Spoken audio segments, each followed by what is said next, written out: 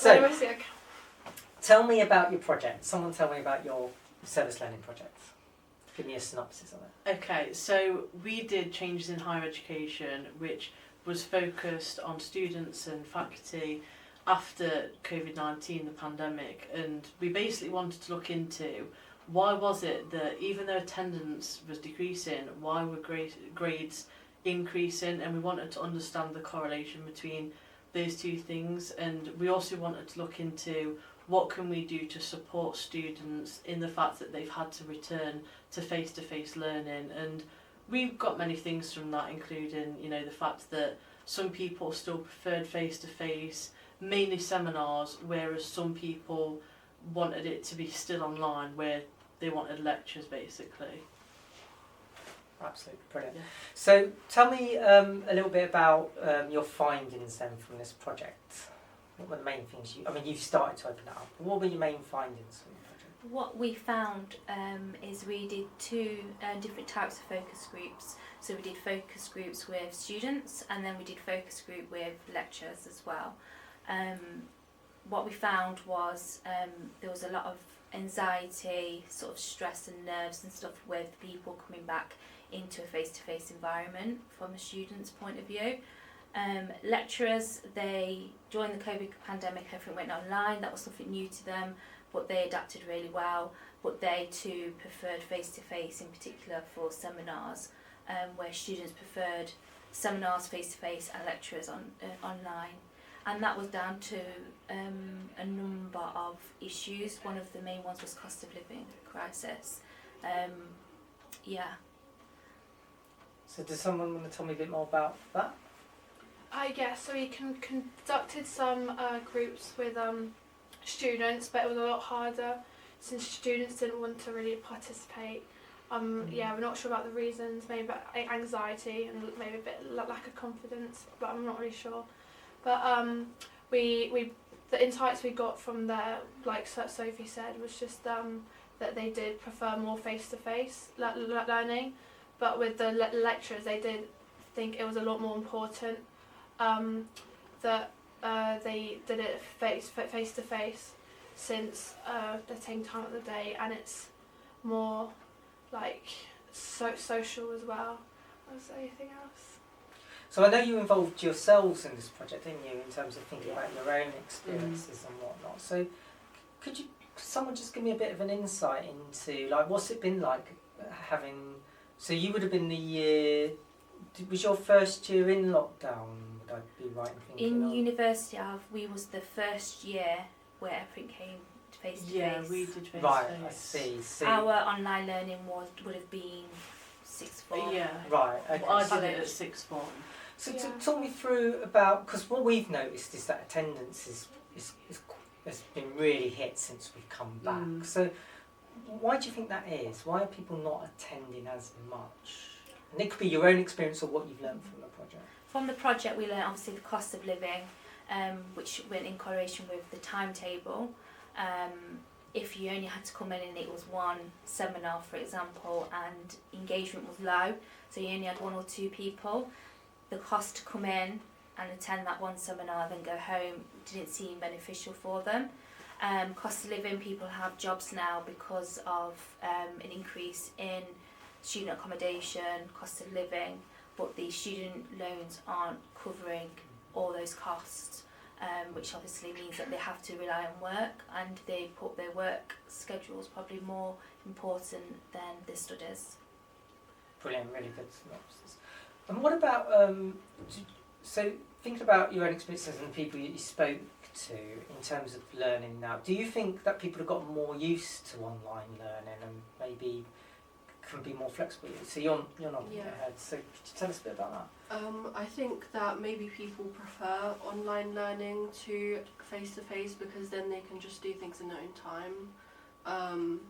And obviously, like, if someone is working and they're used to online learning, we obviously have the videos that we can watch the lectures back on. So I feel like more people would prefer having online lectures but in-person seminars, because from seminars you get to actually speak to lecturers and to other students. Meanwhile in lectures you just really like sit and like take notes, which you could do at home. And so I know we spoke about this when I went round with the posters. So if I put you in charge of the university for sociology next year, what would you recommend we might want to change to try and increase participation or make the most of participation? I would say more financial support for students, to allow them to come in and learn and not have to prioritise work over that. And definitely maybe lectures online and seminars, maybe grouped together so it's more manageable, but grouped together so once you're here, there's no going home and coming back. I think that would be one thing.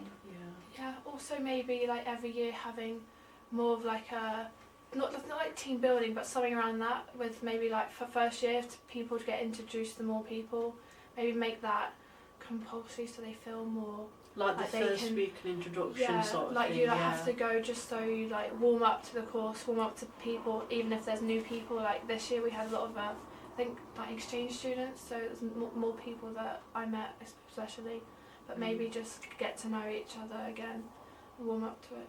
So more sort of ice-breaky type Yeah. things to get people into the building, feeling more comfortable. Because that was one thing that you spoke about when I went round, is like the mental health impact of lockdown. Yeah, that was very heavily impacted during lockdown, I'd say. And I think as well the reason why people are still relying with it being online is because they have got such increasing anxieties about coming in and about coming on campus, and that does obviously link to the cost of living as well, not being able to afford it, which can also lead to having anxieties about money problems, and it's just all a cycle where the cost of living is affecting mental health, and then actually being like in person, having your own presence in uni is also affecting mental health, because I think the reason why it's also being affected so greatly is the fact that over lockdown teachers did everything online and they were able to get that support, but now people who have strayed towards that independent learning, the teachers aren't doing that anymore, so they aren't getting that support of their mental health the same way because they aren't coming in. So it's just like a cycle that doesn't really seem to end. Brilliant. Not brilliant in that case, but brilliant answer.